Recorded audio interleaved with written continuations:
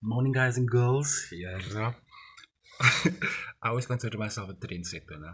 But I just noticed men specifically, men only, everyone is getting duck.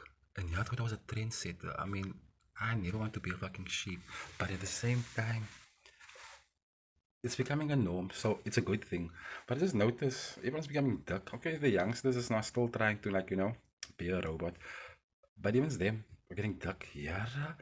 And the school kids, they all look, guys and girls, they look like they're fucking in their 30s. I mean, this past weekend was like out of matric dance balls, whatever.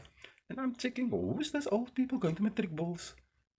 But anyways, nonetheless, the point is, I thought I was a trendsetter, Hayera. You're not the only one. Have a super duper day, guys. And I know I've been quiet, but I've been cat busy. But nonetheless, yeah. Love, light, and happiness.